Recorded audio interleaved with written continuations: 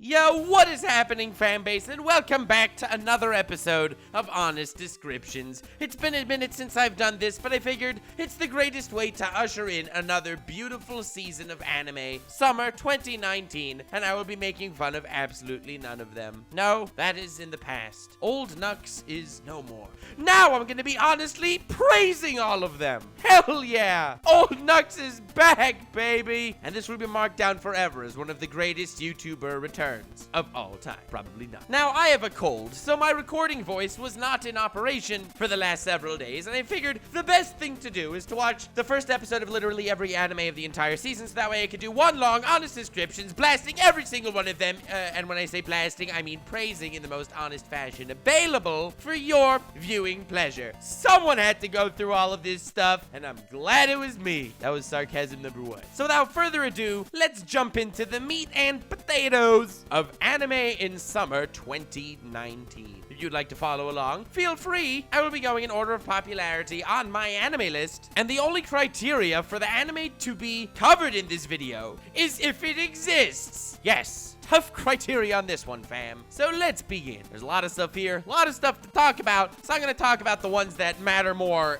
extensively, and the ones that I personally hold to zero value, exceedingly fleetingly. First anime, Dr. Stone. I'm 10 billion% sure that if you clicked on this video, you've at least attempted to get through the first episode of Dr. Stone. And what I love about it most is that it's the Isekai story, just with a complete science twist. I mean, no, we're not trapped in a different world. We're technically in the same world after 3,700 years of everyone being fossilized and shiz. And no, there is not magic in a harem. Science, rocks, and feces, ladies and gentlemen. A far more interesting look into the infinite potential of anime, if I do say so myself. What's great about this anime is how the science is all cold, calculated, and factual. There's absolutely nothing blown out of proportion. If I had bat feces, I'd be able to revive the dead as well. And I know, last time I made fun of Dr. Stone being able to go way over our head science-wise, and when I say making fun, I mean lovingly caressing the beauty of Dr. Stone, of course. I figured that goes without saying. Not to say that the science isn't true. However, there's no way for me to know if it is. But the one debunk to everyone basically saying, oh, the science is actually all flawless and perfect, is the whole turning into stone for 3,700 years and thing, you know? Turns out that they're all just under a layer of rock if you pour bat piss on them, but if you crack their heads off, then there's no skin inside.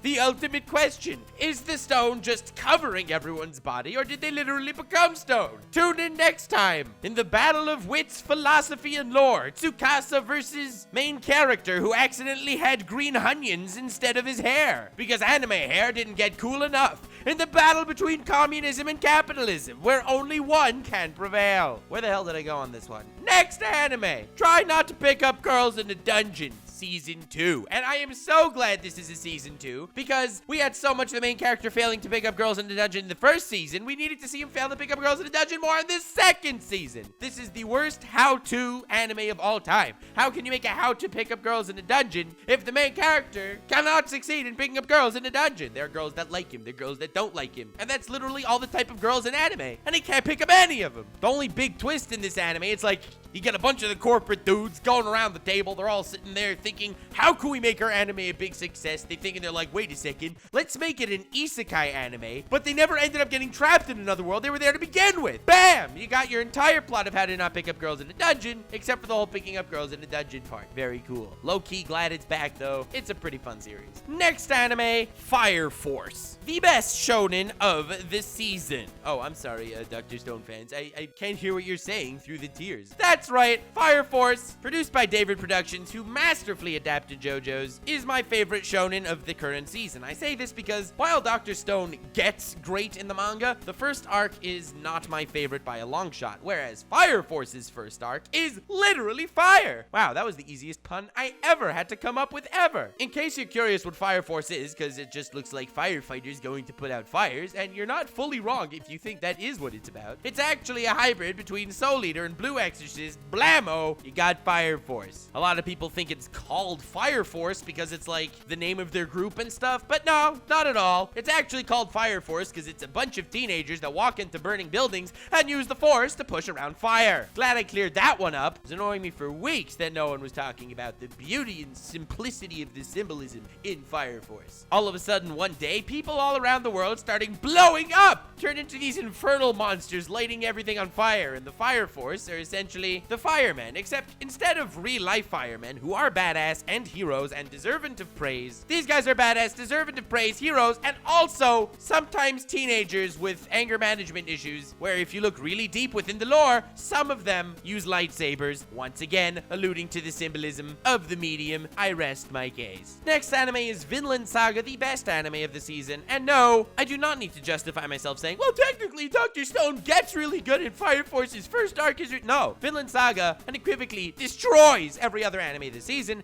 and in fact, it's the best non-sequel anime in years. Kind of a callback to the good old days, but if you remember, in my honest descriptions, I always give myself the ability to not need to be fully honest in quotation marks when we're talking about one entry into the list. And it's not Vinland Saga because, damn it, they're doing Vikings, Norse guys, and they didn't call the main character Bjelden Jorgen. It was the ultimate chance, utterly failed. Yes, there's epic wars and political schemes and amazing character development. Screw all that. I want silent J's in everything. Damn it, this was my one hope, and I am utterly defeated inside. When someone's dying, I don't want to hear any of this, help, help, taskete. No, help. That's how it is with the silent J, H-J-E-L-P. That is how it should be in Vinland Saga. Unfortunately, they're not true enough to the source material. Feel free to catch it on Amazon because that's the only legal way to watch it, because the way the anime licensing industry works makes almost as much scientific sense as pouring bat poop on 3,000-year-old corpses. Next anime, and here's where we get rough because, fam, the aforementioned 4 anime are ones that you should absolutely be watching. The rest of the season...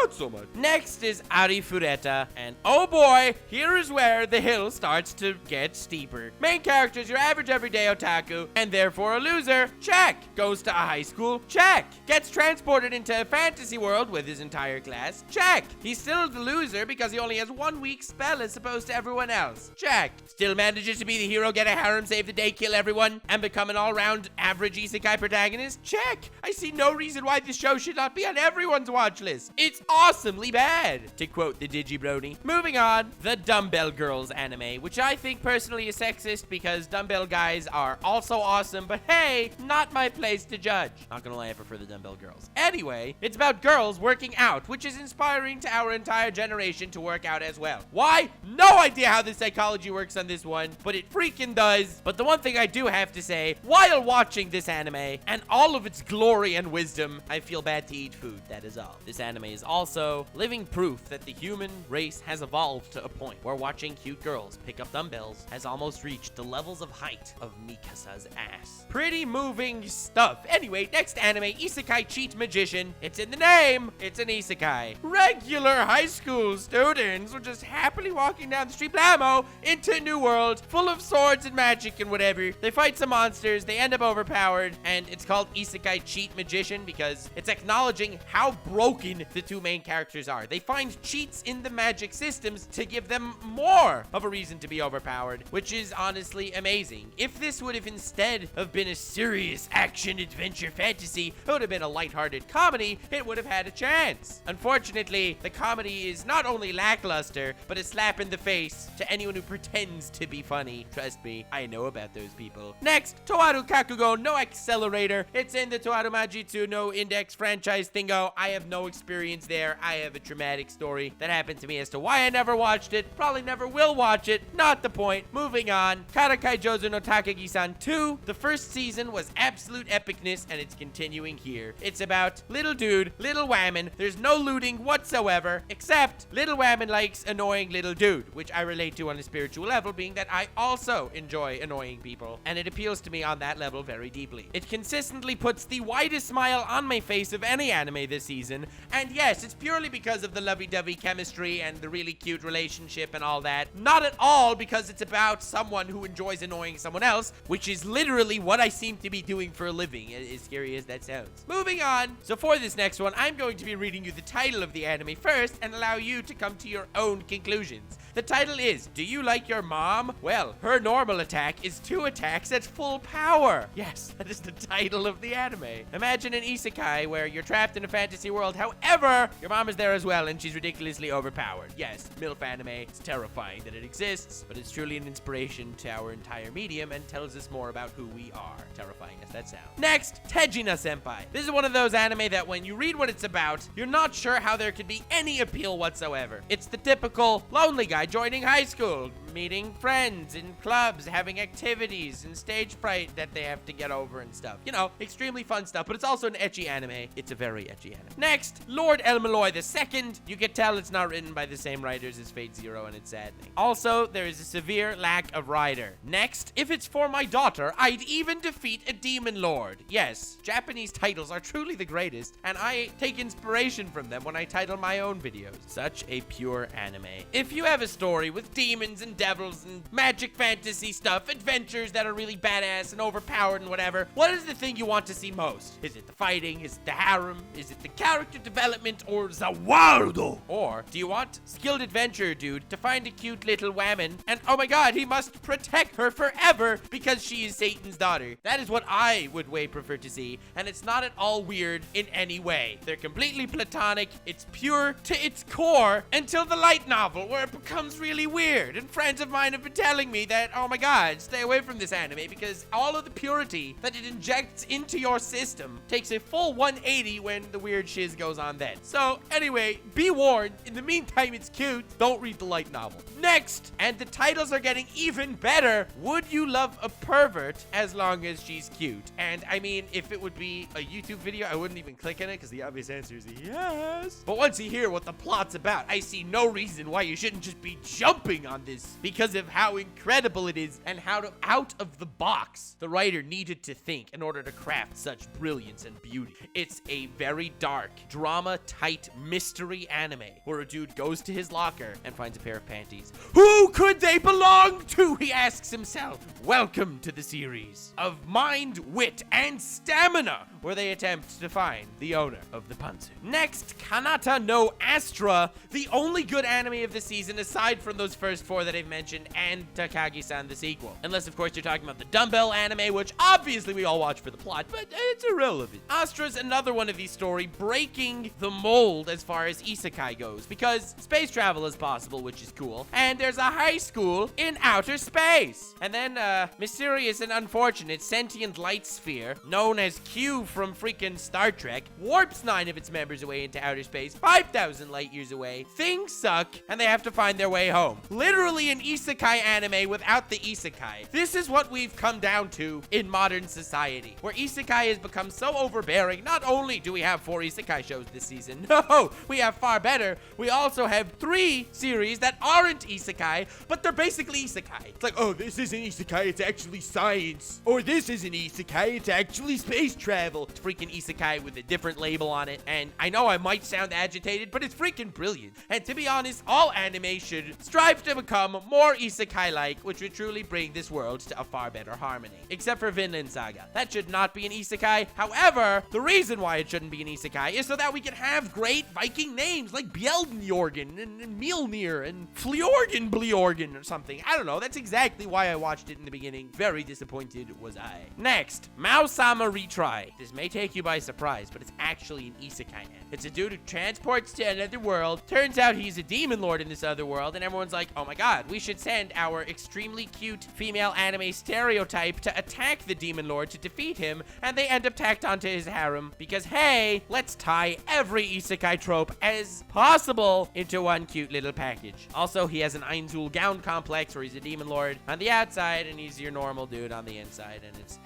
It's bad shiz. Next, Maidens of the Savage season. Based on the title, you're probably thinking it's about nice maidens gallivanting around, dabbing on the haters, lighting stuff on fire, wearing Maverick merch. And honestly, I sort of wish that's what it's about. Nope, it's just a few girls get together. They're like, what do you want to do before you die? And one of the girls is like, sex. And the others are like, oh my god, this changed our entire lives. You may think I'm exaggerating, but alas, I am not. Next, Sonan Deska. A bunch of cute girls get stranded on a desert island, so they must do whatever they can to survive in the wilderness, including things like getting undressed as much as possible to use their clothes for literally everything for the sake of showing us fan service. The anime. Next, to the Abandoned Sacred Beasts. This anime is special to me because I personally think it's the most underrated anime of the season. I haven't heard anyone talk about it, and they should, because it's actually very average. And when I say underrated, it means I hear no one talk about it. When I say average, I mean, I don't know, better than 95% of the Isekai this season, and it's actually not so terrible. It's about wars and beasts and monster summonings, and they kill each other. I mean, killing each other is exactly why we started watching anime to begin with. I hate being the guy to project here, but it's true and you know it. No one's like, I like the philosophy of tentacle porn, so I have found this medium to suit my needs. No, that's not how it happened. It's because you wanted to see killing. You saw Naruto killing, you saw Luffy killing. Blam, you're an anime fan. You didn't freaking get here through Ghibli. Next, Copcraft. So Copcraft is where there's this portal that opens to another world. What? An anime that talks about another world? That never happens. And being that there's this interesting intersection, there's this town where not only humans live, but also the demons and fairies and whatever's from the other world live together in harmony. Is what I would say if crime wasn't rampant and there were drugs and prostitution and murders every second street corner, making it the absolutely ideal place to live, apparently. People are dying to get in and dying to get out in a far more literal term. Anyway, Copcraft is about a team of human cop and non-human cop that work together. Believe it or not, the human's a dude, the non-human's a waifu. What's new in the world? If you want to watch this anime based on the description I've given because you found any semblance of interest from it, instead of doing so, definitely check out Kekai Sensen. It is infinitely better and criminally underrated. Next, Naka no Hito Genome. Dude is playing a game and he's really good at the game, so oh my god, it turns out he is the chosen one, kidnapped from his home to play real life games that are probably gonna end up death games against other people that are also expert at games, where the one telling them what to do has the face of a llama, clearly completely ripping off Danganronpa, and the only appeal there was the over-the-top characters, blood, gore, and wackiness. None of that is present in Naka no Hito Genome, making it essentially Danganronpa for bitches. Next, we got Bem. It's demons that fight for justice, and oh, it's so tragic because the demons don't like them because they're fighting for justice, and the humans don't like them because they're demons. The ultimate tragic existence of Bem. I would feel bad for them if they wouldn't push their tragedy down my throat as much as they do in the series. Conversations might as well be, hey Bem, how are you today? I am a yokai fighting for justice. Both the yokai hate me for fighting for justice, and the humans hate me for being a yokai. The most tragic existence of all time. Okay, Bem, what do you want for breakfast? Well, actually, when I was thinking about breakfast, I reminded myself how I am a yokai fighting for justice. The yokai hate me for I fight for justice, and the humans hate me for I am a yokai. Yes, Bem, but, would you like, an omelet? My mother used to make me omelets for breakfast, which reminds me of the easier days, back before I started fighting for justice, back when I was accepted for who I was. Now that I fight for justice, the yokai hate me for fighting for justice, and the humans hate me for being... You get the point. I don't need to do this anymore. Next, we have Given. Let me read you this quote from Given, and you'll tell me what you think it's about, and then I will tell you why you're wrong. It's stuck deep inside me, and I can't get it out. Yes, he's talking about a song! It's a music anime! Ha! I would say it's great, but then again, I'm sarcastic, not a liar. Next, Wasteful Days of High School Girl. How to waste your time in the most productive way possible. That is the question, the quandary of this brilliant philosophical masterpiece. You have 3 students, and the whole first episode is how they give each other nicknames. The nicknames are quite brilliant, if I do say so myself. One is Ota, which means nerd, for the nerdy friend. One is Robo, for the friend that has no emotions. And one is Baka, for the moron. Yes, these people simple thing out of the box for these nicknames. That is the entire first episode of the anime, and it gets better because I have a feeling that's what the entire anime is about too. It's literally how to waste time in the most productive way possible. Perfect for our generation. Next, Grand Belm. In a world that long ago had magic, but since lost that ability. High school girl gets magic. Yay! Next, Kochoki Wakaki Nobunaga. You know how Nobunaga is literally in every anime ever in some form of depiction? This Nobunaga anime is actually a documentary of his real life. So, this is the one that no one ever heard of and no one is watching because we don't want to see real Nobunaga. We want to see fake Nobunaga kill demons or whatever life he sucked into, somehow getting transported into alternate worlds, because that actually happened in Drifters and it was very cool. Next, Try Knights. Dude enters high school with no future in sight, and then he falls in love with rugby and decides, hey, All Out, which is a cool anime, I'm gonna make a worse version of that by playing rugby. If you want to watch a rugby anime, watch All Out. Being that we've seen Fire Force this season, and it's freaking awesome, I must say. There's another anime about firefighters that most people don't know and are not talking about, and I can't put my finger on why. It's called Yubisaki Kara no Honki no Netsujo Osonana Nijimi wa Shoboshi. Yes, the title may be a mouthful, but hey, firefighting is really exciting, right? That's right, firefighters, strippers are here. It's an ecchi anime for women of all ages, except for the ones under 18. Everyone has fire suits to protect them from the flames, so these guys decide, hey, while not in the flames, we should not wear anything. Brilliant! I'm glad we have this purely for gender equality reasons. It's only fair that if I would drop kick a woman just like I would drop kick a man, we should have male firefighters that take off their clothes for random reasons, just like we have a dumbbell anime with women taking off their clothes for random reasons. Needless to say, I'm gonna stick with the dumbbells, but to each their own. If you're curious what else I skipped this season, it's all the one-shots, the shorts, the OVAs, and anything that has anything resembling the idol stuff, because I don't get that at all, and I'm not afraid to admit that. What I am afraid to admit, though, is the fact that I spent a million hours watching garbage anime for absolutely no purpose, just purely so I can make this short video, harping on garbage anime one line a piece. It's pretty sad. Not gonna lie, I did enjoy most of them, even though I would never in my wildest dreams admit that, except I just did. I hope you have yourselves a most wonderful evening. I hope you decide to watch Dr. Stone, Fire Force, and especially Vinland Saga, which is a classic in the making. I hope you subscribe, because that would be amazing, as well as leave a like on the video. I hope you follow me on Twitter, support me on Patreon, and do all of that other goodness. And I hope you stay weird, fam.